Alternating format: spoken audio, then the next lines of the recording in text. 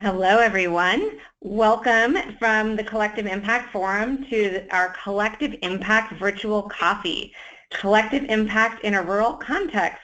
What should you think about? Today is an opportunity to have a casual conversation with our friends and colleagues doing collective impact work in Lufkin, Texas. And during our conversation, we will spend about the first half hour with me, Jennifer Slansky-Juster, asking our guests a few questions. But we certainly also want this to be an opportunity to hear from you over the course of our conversation. So please, throughout the course of our time together, stay near your computer so that you can ask questions in our chat box and answer a poll that we'll be presenting in just a minute. As I mentioned, I am Jennifer Slansky-Juster, Director of the Collective Impact Forum, and we are just so delighted to have you join us today. A recording of today's discussion will be made available after this week. We'll send a note to you all and anyone who has registered to let you know when the resource is available. And we are so glad to have you joining us today. So I mentioned that we want this to be a virtual coffee, and by that we really mean a casual conversation. And as I mentioned, I will start with a few questions up front, and then we want to hear from you. And so you can share questions through the GoToMeeting platform. There's a question box in the lower right-hand corner of your screen where you can share questions. You can also share about your takeaways or any questions you have on Twitter using the hashtags that are on the screen right now. If you have any technical questions, you can also put those in the question box, or you can send an email during this virtual coffee to info@collectiveimpactforum.org.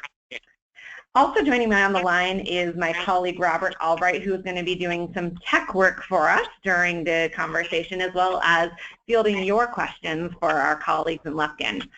So before we dive into our Q&A, we wanted to do a live poll to hear from you a little bit about where you're coming from. So Robert, I'm going to turn it over to you to launch our poll before we dive into our conversation. Great. Thanks, Jen. I'm just launching the poll. For those of you all, hi, this is Robert Albright with the Collective Impact Forum. Hopefully you all are seeing this poll pop up on your screen. I'm seeing some of you already fill it out. I'm going to just pause for 10 seconds or so and let those of you who haven't yet filled it out complete the poll. The question is, what geographic area does your work focus on? So I'm seeing quite a few responses come in. Let's take another 5 seconds or so, and then I will close out the poll. Great. Thank you all for filling out the poll. Just to give you a sense of the breakdown of responses, so 14% of you said you live in a rural area or where your work focuses on, 15% in a small city, 24% in a large city, and then 44% of you, the large share, said multi-region, so statewide, nationwide, or multi-county. Very interesting. Thank you for filling out the poll. Jen, I'll pass it back over to you. Great, thank you, Robert. So I don't know about you all, but I have my coffee in hand and I'm ready to get started with our conversation. So I would love to start by just meeting our colleagues on the line in Lufkin. So we have Emily Gay, Dr. Wynn Rosser, Laura Squires, and NOLA Wyatt on the line. And I'm just going to give you all in Lufkin a moment to introduce yourself to the group before I dive into some questions.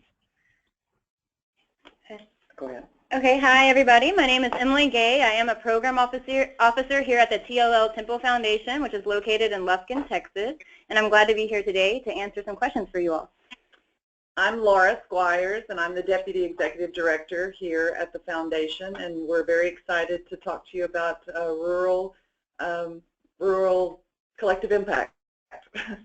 And my name is NOLA Wyatt.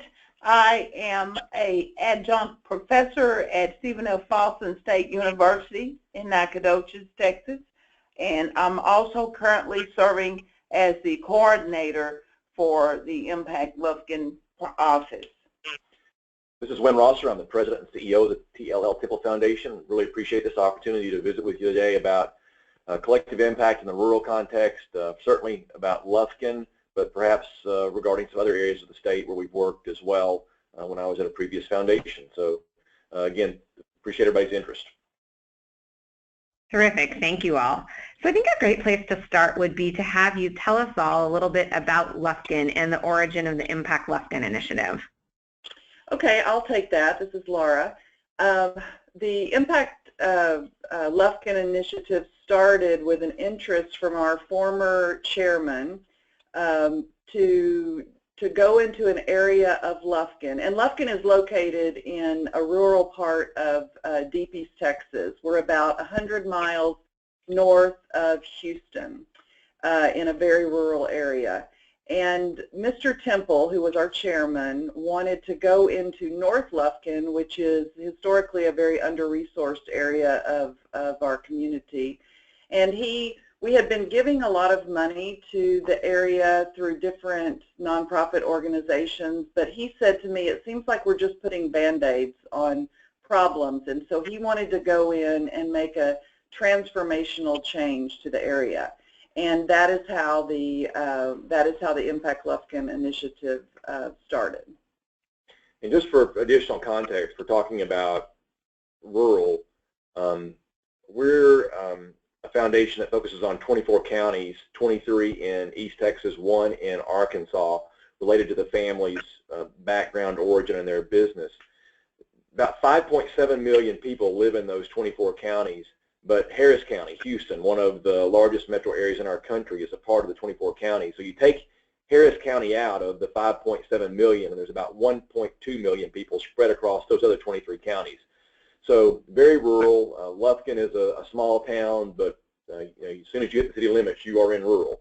And so the context, just to make a little bit of a comparison for you, it would be trying to think of some other towns in that I've visited, but at any rate, it's Spartanburg is one. Spartanburg, yeah, in rural South Carolina. So it's small town for sure. We're a 12-county hub. People come here from many of those counties that have small populations. But think about 1.2 million people spread across 23 counties. Thank you. And is the work focused specifically in North Lufkin, or is it also focused on the whole area? Well, actually, it's focused in our city is divided up into wards. So it's focused right now on 2 wards in Lufkin, Ward 1 and Ward 2. But eventually we want to take this model out to the outlying counties that we serve and replicate it there. But for sure, as we focus on Wards 1 and Wards 2, there will be impacts on the rest of the city. And we're at a point where we'll talk about it a little bit later, where we're engaging leaders from the city to work alongside community leaders in Wards 1 and Wards 2. So it's both, but focused on North Lufkin. And that's the nice thing about working in a rural setting, is that it's a smaller setting. So if you're impacting one part of the community, it really ends up impacting the whole community, which is a really nice outcome for working in a rural setting. Nice, nice. And so what are the goals that Impact Lufkin is working towards in your collective impact initiative? So for those who are experienced with collective impact, we're not a strive cradle to career side, but a lot of this will sound very familiar to other places that are working across the social sector. So a lot of early emphasis on education, on health, and on economic development.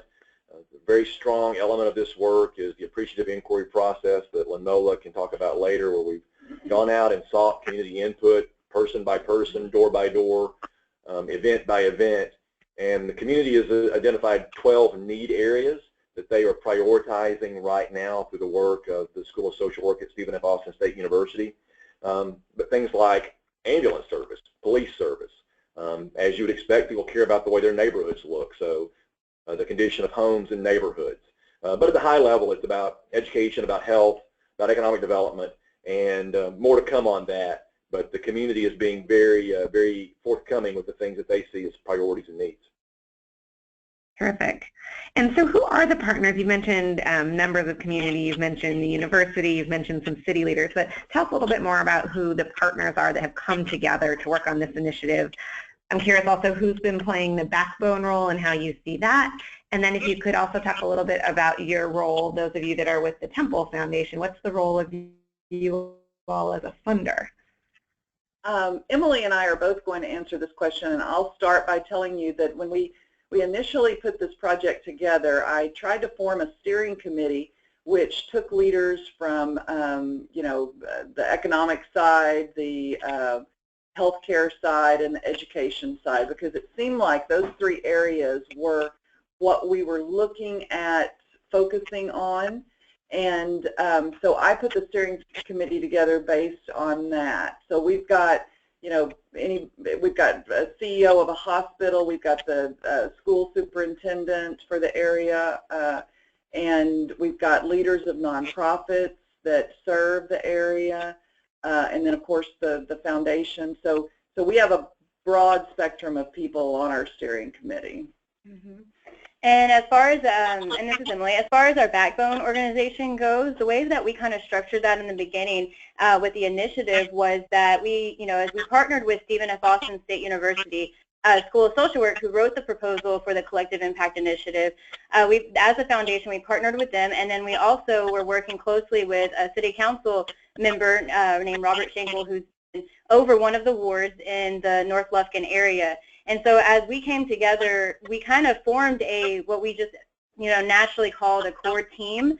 And that core team group consisted of myself, Laura Squires from the foundation, city councilman, and as well as community member, and then NOLA Wyatt, and then somebody else from Stephen F. Austin State University who wrote the proposal, and Dr. Oliphant. And so us all together are working as a core team, and we also were operating and still are operating as a backbone organization. The way that works is that, you know, we don't have, we call it Impact Lufkin. It doesn't have its own 501c3 yet. It is its own initiative. Also looking into that as other 501c3s in the community in Lufkin in general, we all kind of came to the conclusion that would be best if we operated as the backbone organization as the core team versus trying to go through an existing nonprofit.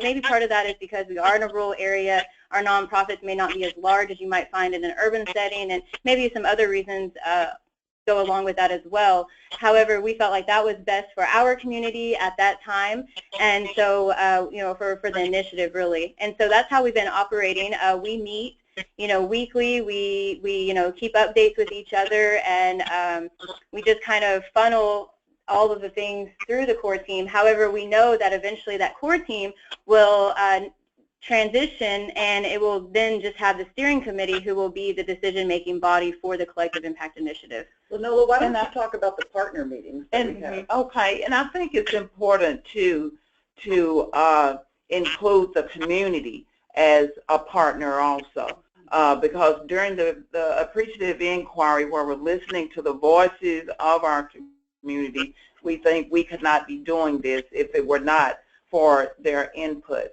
The School of Social Work, our emphasis is on listening to the voices of the community. And we do have partners meetings that sort of naturally formed and developed.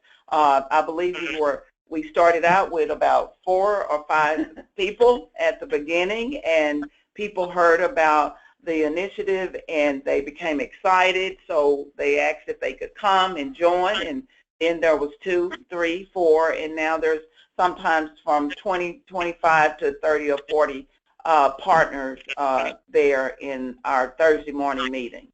So we're really proud about that. We have people coming from really all over the state to look at what we're doing here, because it's kind of a unique project, especially since it is rural, and it's, you know, there aren't a lot of really good models, I think, for working in rural communities, and people are really trying to figure out the best method to do that. And so it's been a lot of fun to see the interest that this project has generated. And as a role as Temple Foundation, as the funder, we play mainly a role, you know, we are dedicated to the Collective Impact Initiative, and we are part of that core team. So as right now, we are also, as a foundation, operating as a backbone organization currently. Great, thank you. And so you've begun talking about some of the things that are a little bit unique about this project because of its rural context. But I'm curious if you could talk specifically about some of the strengths or opportunities that you've seen arise from doing this work in the rural community that were really helping push you forward towards your goals. This is NOLA Wyatt. I'm there every day, just working in the trenches. We also utilize the School of Social Work intern students as well as Angelina College intern students to help us with this initiative. But looking at some of the strengths, I would just look back from a year we've been in the community, just looking at the community identified like their schools and their facilities, and this is a very faith-based oriented community. The people themselves are an asset to the community. We've learned to lead by actually stepping back, by not saying, even though we are in leadership roles, we do not portray that we are the experts. The community are the experts.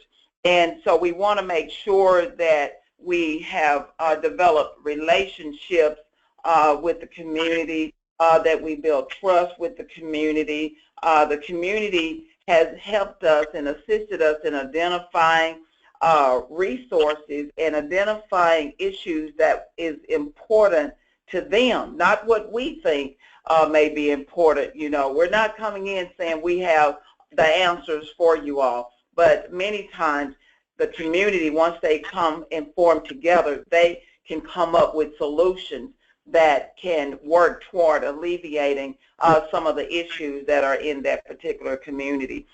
We've learned also, we came in to have a diverse team. Our team is very diverse. We have a large Hispanic population, so we made sure that we had somebody that looked like the Hispanic population, that spoke the language. We have a large African American population. We made sure that we had somebody that looked like the African American population. So that's particularly related to Wards 1 and to Wards 2. But we try to build on what's already was there. We didn't go in and try to reinvent meetings and things like that. We joined in on what was already there in that community. I'm thankful for Temple because we are visible in the community. And you guys may have spoke to them about the building. You know, we actually have a building right there in the heart of the community that residents can come by. They feel like they are at home. At first it was pretty quiet up in there, but then as folks became more comfortable with us and developed a sense of ownership, then they began to come and volunteer and utilize the building for meetings and that sort of thing. So I think those are some of the things that opportunities and strengths. And NOLA really hit it because, you know, one of the things that we have found, and it's really been surprising to us, is that many people in the community did not know about the services, the social services that were available to them just because they were outside their community. So by putting by being in the community, in other words, renting space in the community, the people who live there, as NOLA said, feel like it's their space. They don't have to go outside their community to have their needs met. They can have their needs met right there in their own community. So many of these organizations are seeing their utilization of their services go up because more and more people are using them because they're actually in the community.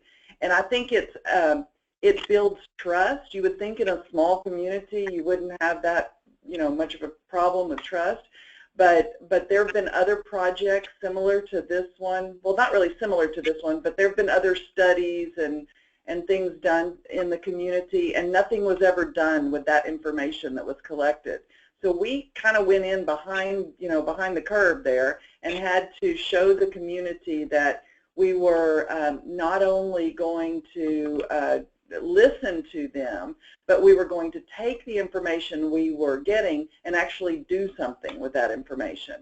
And that took a while to get the trust of the community. But we finally have that now, and it's not something that you know, you get and you just have it. You get it and you have to maintain it. So anyway. Yeah, and I think that would be a very good lesson working in communities to know that it will take time. You know, it has taken us a year to really be established and for folks to feel comfortable. Not even saying that everybody is comfortable with us at this particular time, but the majority of the community know that we're there and that we are accessible and that we are listening to their voices. And a lot of that came from utilizing the interns from Stephen F. Austin University. And Stephen F. Austin is in Nacogdoches, Texas, which is about 30 minutes from Lufkin.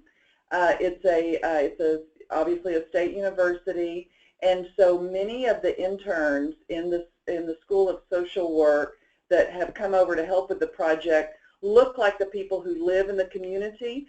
And, you know, they're young, they're friendly, and that has really helped, I think, to build this trust relationship that we have with the community. One of the reasons I think the bringing services to this particular area of town is so important is, and you know, probably true in other rural areas as well, that we don't have public transportation, at least reliable public transportation, and there are probably 5 grocery stores in Lufkin, but none in Wards 1 or Wards 2, no bank, no health clinic.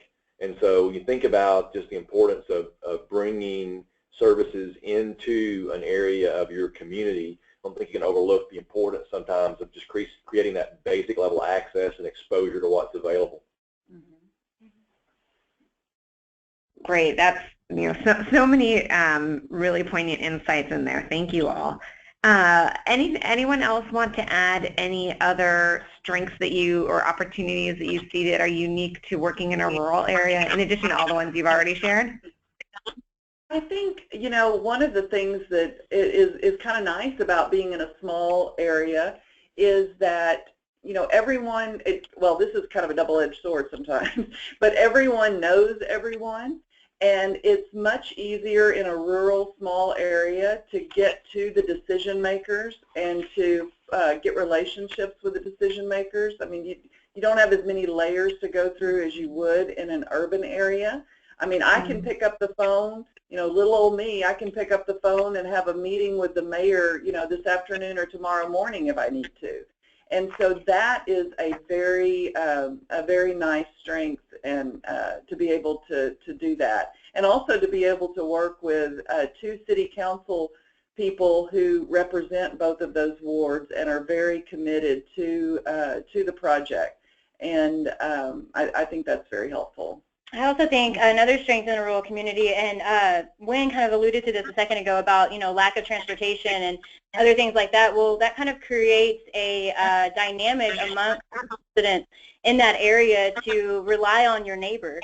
And you don't really see that as much maybe in an urban area, because you do have public transportation and you do have things to where, you know, half the time we don't even know who our neighbor is in an urban area. Whereas in a rural community, and particularly this area, they do know who their neighbors are and they do want to help each other out. And that creates a very good bond amongst them, which is a great strength for us to work with.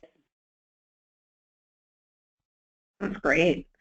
And so sort of the flip side of the coin, I'm curious if you'd like to speak to any challenges that you think people should be aware of when considering doing this kind of collective impact work in a rural community. Okay, challenges. Well, the initial challenge actually was just to build trust. You know, we talked about that on the flip side a minute ago, but actually this community coming in and knowing the history of the community was a plus for our team. And so we knew that we had to come in and that work was going to be slow. There had been some historical incidents that had happened with the community long ago in the past that made the residents really not trust folks. So when we came in, we had to make sure that we built relationships very slowly and that we identified key leaders in the community that could give us the stamp of approval to say, It's okay to talk to Lenola. It's okay to talk to Emily. They are okay. So we actually had to get that stamp of approval from the community and from community leaders to be actually able to go in and begin the work for the appreciative inquiry. And so that, again, it takes time. We've attended many church meetings on Sunday. This is a strongly faith-based oriented community, and so the churches are a major strength in this community. So there were times when we had to go to church on Wednesday night, and we had to go to church on Sundays and Saturdays and Sunday night. And but it was whatever we had to do so that they could see our face and to make sure that they knew that we were on their team. So I think that was a major challenge, and getting people to actually believe in the project, because there's been times when people have promised the community that there was going to be something to happen, and then there wasn't nothing ever happened. So it took time also to let them know that things were going to happen. And so we had to set up real quick, easy win situations for that community. Even though the collective impact in this project may take another year or 2 years, but we had to make sure that the community had some early wins. And that was the building, that was being able to offer needed workshops. We conducted surveys to say, what are immediate needs right now? And so we were able to meet some of those needs by bringing in the Angelina, the health clinic, and the workforce commission, and ADAC, to bring some needed services to that building that otherwise they would have to go across town to get. So those were some of the challenges to get them to actually come down and utilize those services that were at that building. One of the challenges, and this was one we didn't really see coming, kind of an unintended consequence, is that, you know, because we are in a rural community, and we're also in a very, we're in one of the higher poverty rate counties in the state. Our poverty level is higher than the state and higher than the national level. So there's a lot of competition for funding. So a lot of these organizations were, we had to be careful because they, you know, they started trying to compete with each other and jockey for position with making sure that they didn't get overlooked when the Temple Foundation, you know, when it came to grants. So we had to overcome that and let everyone know, look, everyone is going to get what they need in order to make this work. So that took some time and effort, not only for the community to trust us, but for the organizations to learn how to work together. A lot of these organizations didn't even know about each other, and then when they find out about each other and they felt like they had, you know, overlapping services, they had to figure out a way to make it to make their services unique.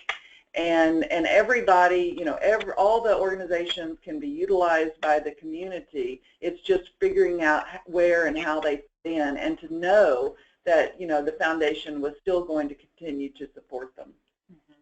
Probably the thing in a rural community, so we're talking about a rural community, but as Laura just pointed out, there are a lot of nonprofit organizations based here.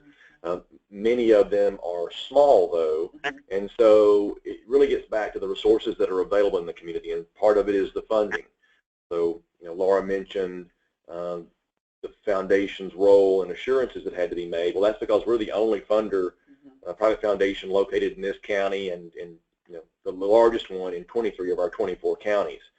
So from a corporate side, there's 2 or 3 corporate sponsors or funders of any size in this area. So unlike urban areas where you have a number of foundations located there who could do their part to support something at the community level, you know, that's I think a true rural challenge, not just here but in most places, especially since private philanthropy focuses so little on rural areas. There was an interesting report published by the USDA just in the last few months looking at Private Philanthropy 2000 to 2010, published in 2015 though. You know, and something like 3% of private foundations are located in rural areas. Less than 10% of private foundation funding goes to rural areas. Right.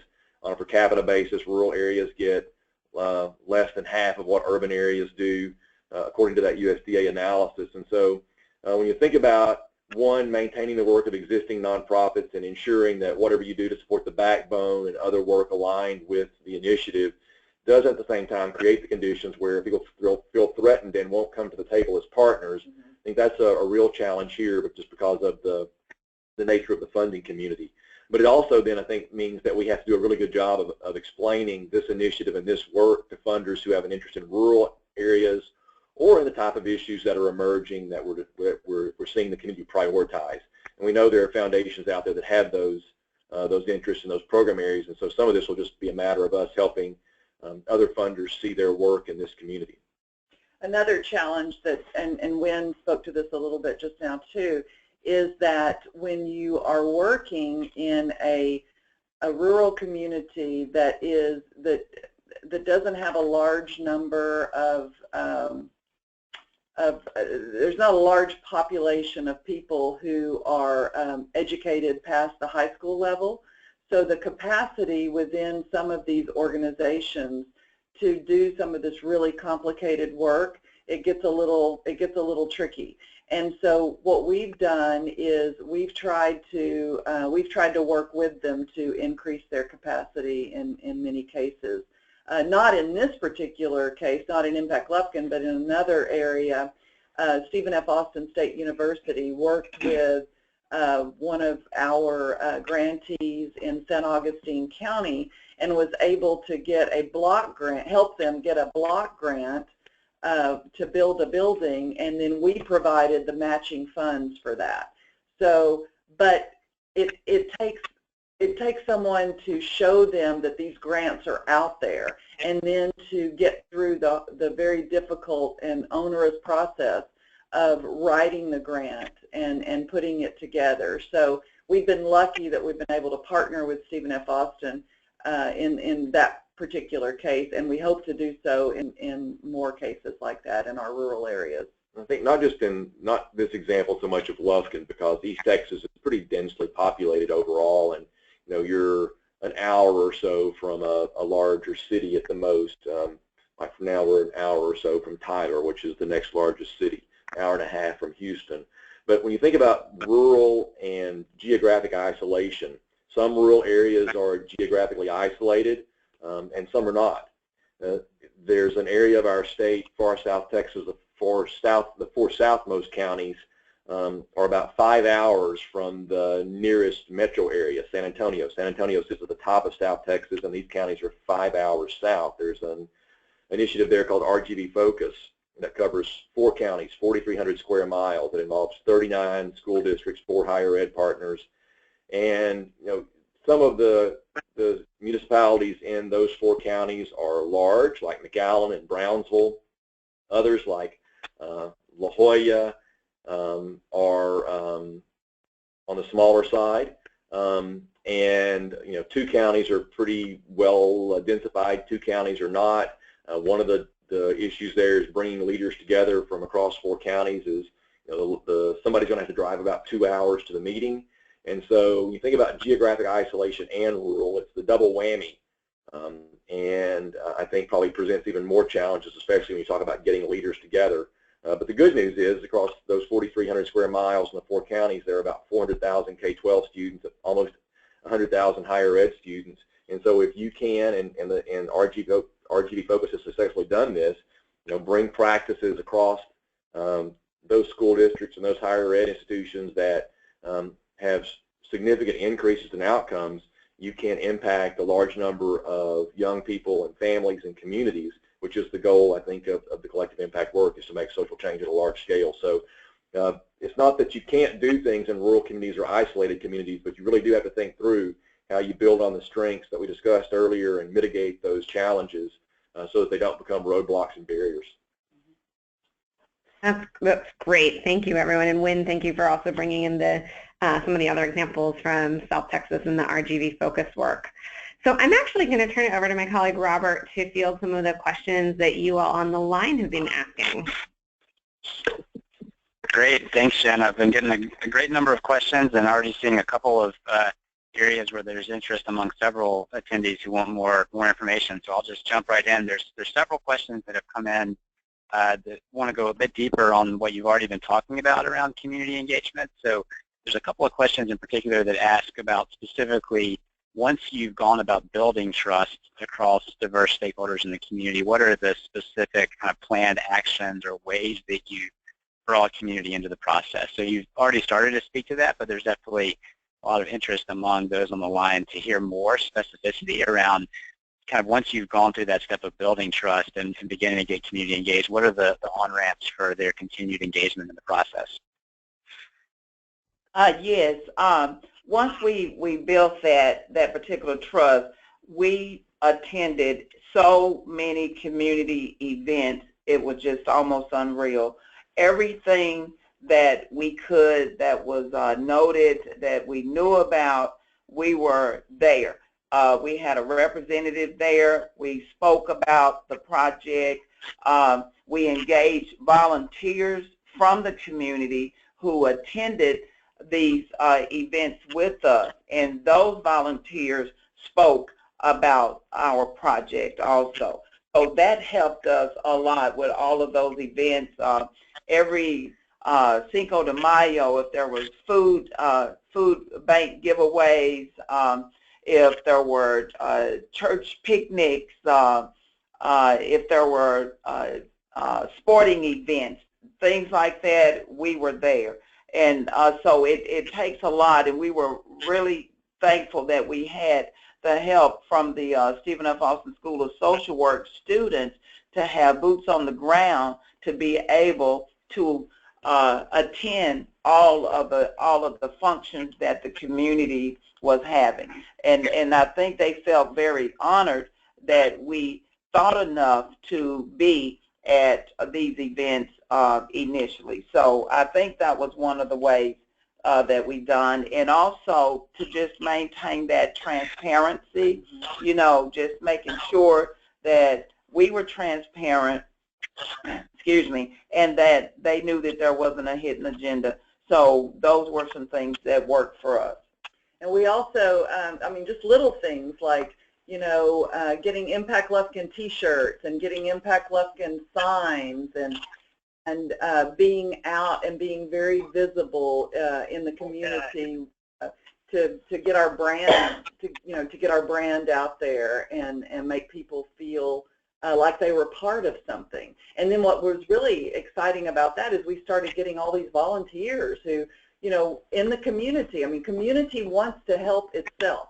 I mean, they didn't want everybody from the outside coming in and trying to help them. Mm-hmm. They want to do it, you know, they want to bring their community up themselves. Mm-hmm. And so they would be there to hand out food at food banks, or to do tutoring to children in the afternoons.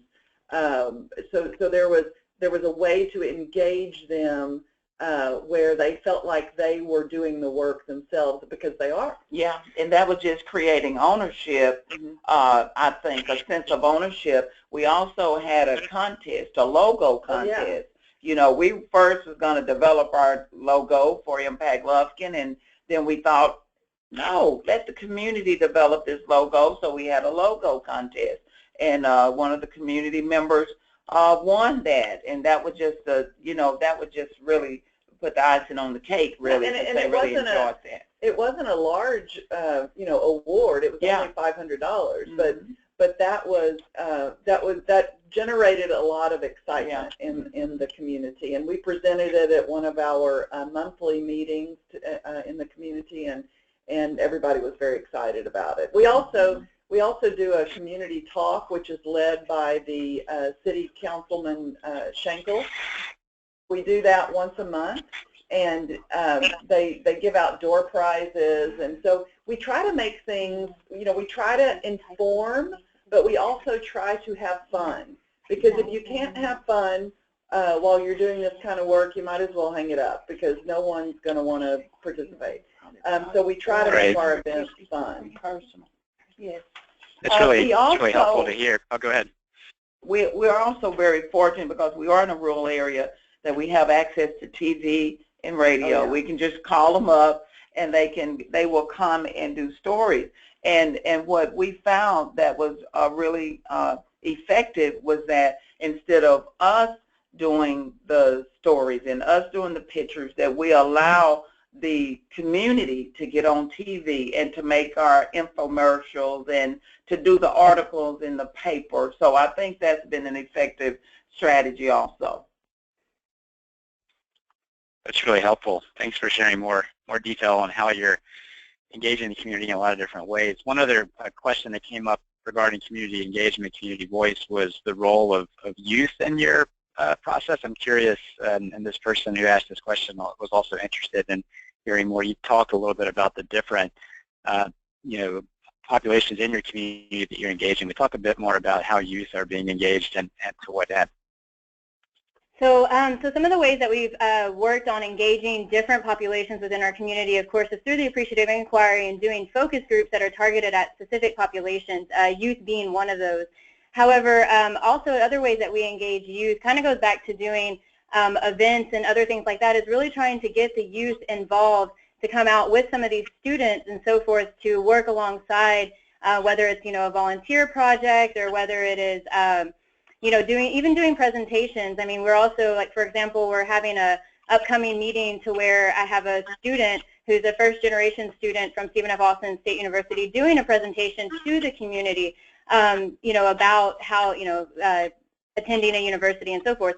But, keeping the youth engaged, honestly, has also been one of our challenges within our community, because if you look at the population in the North Lufkin region, in that specific area, the majority, or I would say a good portion of them, are, maybe fall in more of the category as older adults or elderly. And so, engaging the youth in our project has been a challenge for us and is a continued challenge for us. But some of the ways we do that is to talk to the youth and ask them what they are interested in, and to find things that are going to bring them out to the table. Maybe that is, bringing in certain types of classes, maybe Spanish classes, financial literacy classes, different things that might engage those youth who are maybe just coming out of high school and going into the college, about that age range. Our plans to engage youth who are under the age of 18 is through a collective art project. So our intent is to get drawings and from the students that shows how they feel or how they see their community and where they see their community in the future. So we're looking to implement that art project for those students. Also, other ways that we've done is through more of the data collection of photo voice, for example, getting those out there in the community, taking pictures of their community, and they can send them to his email, and we can analyze those photos. So that's just another way that we've been working on engaging youth. Also, social media, that has been one of our major outlets and has even brought people from the Houston region all the way down here to attend our meetings. But that is a big way that we're engaging some of the youth as well, is because all of our partner meetings, we go live on Facebook with our partner meetings. So that way, people can tune in who may not be able to attend, and that seems to really be targeting some of those younger populations. Great. Thanks for those additional thoughts on community engagement and youth voice in particular. We could probably spend the rest of our time just on the community engagement questions that have come through, but I'm going to switch gears and pivot the conversation to a couple of other topics that have come up from several people. There's several questions that have come in around how you bridge the distance, given that when you talked about this and others about your service area and the reach of what you all are working on spreads pretty far. I know this initiative is pretty focused, but talk a little bit about how you've used technology or used other means to connect folks, whether they're those deeply involved in the planning or others that you want to involve in providing feedback. How are you bridging the distance? How are you either using technology or other creative ways to have success through your work? In the Rio Grande Valley example, Robert, we didn't. We actually traveled, and in that initiative, the leadership group met monthly for the first several years, and we drove up and down the valley. So Roma is another one of the more geographically isolated communities, And so we had 20 people drive to Roma, some people who had lived in the valley for a long time, had never visited Roma. And so it was really important in building trust in a different way there, different from what NOLA described needed to be done here in Lufkin. There it was the smaller communities need to be equally valued as did the larger communities in those 4 counties. And the leaders of the smaller school districts, for example, needed to be feel just as valued as the superintendents of the larger school districts or the university presidents. So it was important to us then to move up and down the valley. Now I think in the kind of the 3rd, 4th year of RGV Focus, I think they probably are doing more web meetings, more video conferences. But I think as important as this work is, as important as relationships are, you can't replace those authentic relationships with technology, at least not initially, while you're going through the really difficult work of establishing a shared vision and arriving at the measures. That work, I think, is best done face-to-face, and that even if you have to drive 2 hours to do it. We were told at the time when we were doing RGV Focus, well, actually not at the time because probably wouldn't have done it, but after the fact that we were crazy, it couldn't be done across 4 counties of that size. I think, your point about most of this work being more focused on neighborhoods or parts of a community or one city limit, really, that's probably more the rule. But if it's not, I don't think you can build trust over a webinar. So I think that's just one of those investments that you have to make in the time, and that's a role of a funder too. We paid hotels, we paid mileage for those that had to travel a distance like that to participate. We did our best to make sure, again, as Laura said, that the organizations that needed to be at the table were, and they had the resources to do so. Thanks, Len. That's helpful. Another group of questions have come through around evaluating collective impact. So would love to have you all talk a little bit about how you're evaluating the work you're doing there in Lufkin. Talk a little bit about maybe some of your measures, how you're assessing some of those process or systems or ultimate population changes that you're hoping to achieve. One way that we're evaluating some of the current things that we've done, just to see, like on a smaller scale, just to see some of the events and classes that we've been offering, whether or not the community wants them, is just to honestly do a short survey at the end of every class that we offer, and that just evaluates on a smaller scale, just to see if what we're offering is of interest to the community. But on a larger scale of measurement for success and overall, I'll hand that over to Wynn. Well, and the shared measures piece is really what's next for us, Robert. We are convening that steering committee again within the next few weeks, and that's one of the things that we'll start working towards. That's the point where we're at. I think a real strength has already been articulated as community engagement, and one of the things as I've worked in collective impact organizations around the state and participated in the collective impact forum events is, who speaks for the community, and can you, as much as you are concerned about diversity around the leadership table and who's involved in working groups or action groups or task forces, in the end, there's only a certain number of people that can fit in a room or around a table. I think one of the real strengths that we have here is the community speaks for itself. We've got a lot of information from the community about what they prioritize, what they feel is important. So we're going from that to engaging the steering committee again, bringing them back in to talk about, well, what is the shared vision for success? And the steering committee has diverse representation from across Lufkin, the formal leaders who are in the organizations with missions that are relevant to the priorities that residents of Wards 1 and Wards 2 have identified. And so from shared vision to the measures, to the mutually reinforcing activities, that's the work that we have in front of us immediately, moving from what we know and what we hear about health and about the status or the context in the neighborhoods and services that are available, education, economic development, jobs, moving from those things that we know are needs and priorities to now bringing people together and say, okay, what are we going to do as a community about those, and then how we measure our success. Great. Excellent. I've got, we'll keep an eye on the clock here. Hopefully we can get 2 more questions in over the next couple of minutes. There's a couple of questions from those on the line who are a bit earlier in their journey with collective impact, so I wanted to make sure I got one of those questions out, and then another question from folks who are a little bit further along. So the questions that have come through on the earlier side, a couple of people have asked, how do you go about kind of after having maybe an initial interest meeting, or there's some initial interest, what do you actually do once people are excited to keep them engaged in the process? So are there resources or tips that you all have found helpful? Let's say after you've done an appreciative inquiry exercise, what are the ways to kind of keep people at the table, and especially in that early stages of the initiative? Well, one of the things that we've done is, and Emily spoke to this a little bit, is to find out, the appreciative inquiry kind of helps us find out what people are interested in and what they want, what their dreams for the community are. And then we try to engage our partners in presenting classes or informational meetings on those topics that the community is interested in. And that really keeps them, coming back. And one of the really interesting things that has come out of this is that, and Emily spoke to this earlier, is that in these wards we have mostly African Americans in one ward and mostly Hispanic population in the other. And there's been a real desire to learn Spanish by a lot of the community.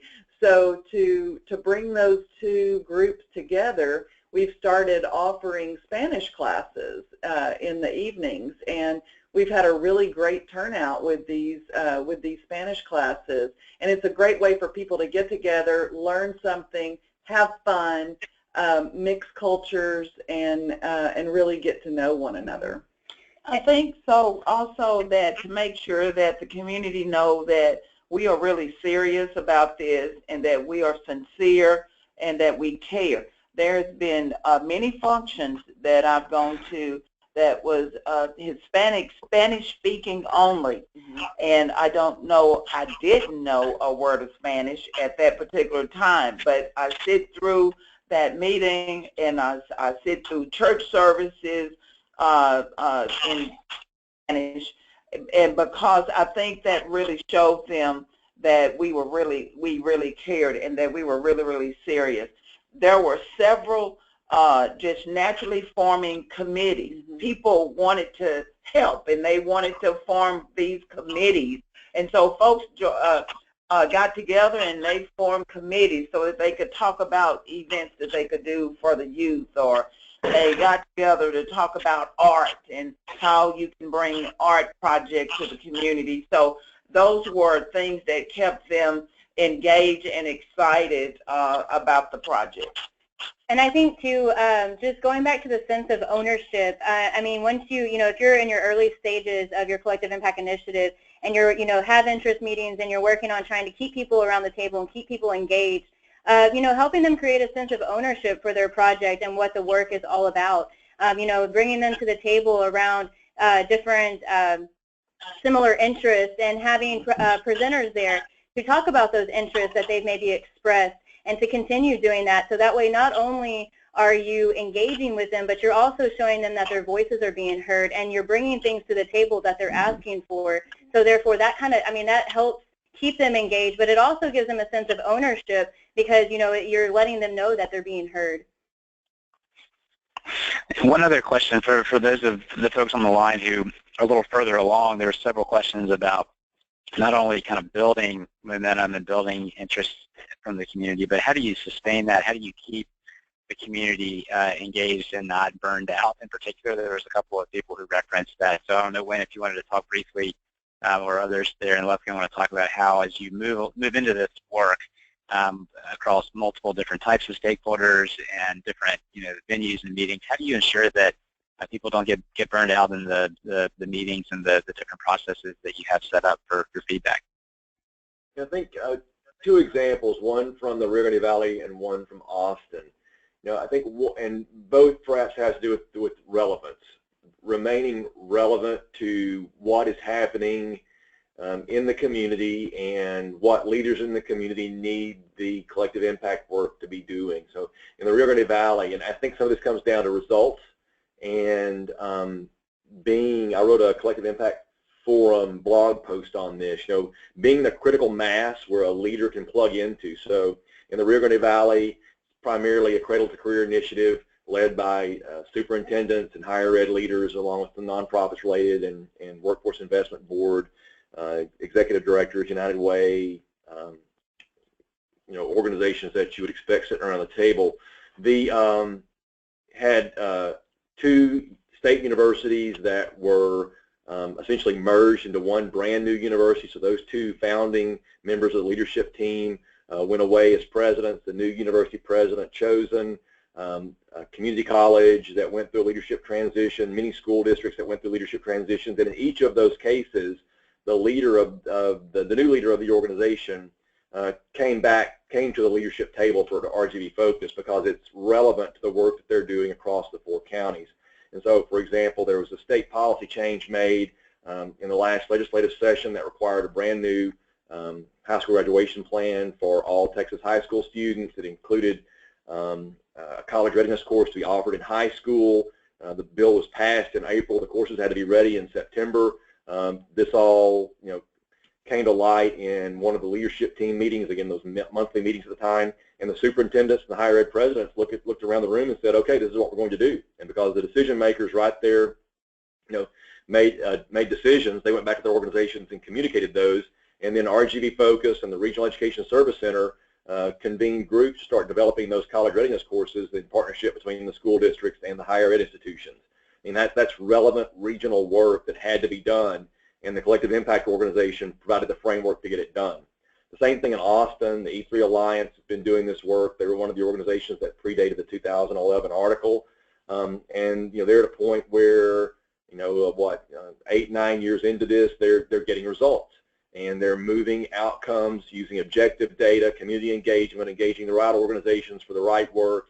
They're showing progress in Austin and the surrounding counties, and so I think nothing brings people back like results, and so it's having the patience to go, do the work the right way, to establish the shared vision, to find what it means to be successful, what are the problems that you're trying to solve, how are we going to measure those things, but at the same time realize that I think attention spans are short, especially in communities where there have been broken promises, and so moving through those steps to the extent that you can as quickly as you can, but with the fidelity that where you're doing it rigorously, at the same time focusing on early wins and long-term results.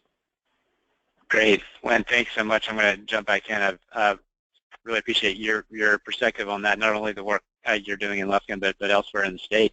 I'm going to pass that back over to Jen, and just wanted to thank all of you who submitted such great questions. Sorry we couldn't get through all of them, but hopefully this was a good window into the work that's being done there. Jen, I'll pass it back over to you. Thanks, Robert. And first and foremost, thank you so much to Emily, Wynn, Laura, and Lenola for sharing such fantastic wisdom and advice and insight from your work with the group. I know I learned a ton listening to you all, and I hope that everyone on the line did as well. For those of you who are interested in continuing to learn with the Collective Impact Forum, we have a virtual coffee set for next month, March 22nd, lessons learned from rural collective impact efforts in Montana. So we're going to be sticking on our theme of rural collective impact next month as well. And as a reminder, if you can't make the time, if you register, we will send you a link to the recording after the fact. For those of you who are potentially interested in going deeper with some in-person learning with the forum, in May the 23rd through 25th, we will be having our annual Collective Impact convening in Boston. We expect more than 400 folks to be coming together for this learning opportunity. We have many more details on collectiveimpactforum.org and would welcome you to join us. So with that, I just want to thank everyone on the line, and particularly our guests, for sharing all of your insight with us today. And with that, we will say thank you and have a great day. Thank you. Thank you.